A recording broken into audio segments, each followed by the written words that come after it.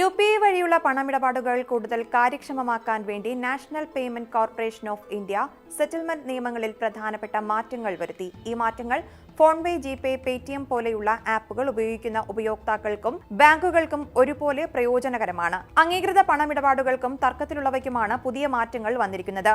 ബാങ്കുകൾക്കും ഉപഭോക്താക്കൾക്കും ഏറെ ആശ്വാസകരമാകുന്നതാണ് ഈ മാറ്റം.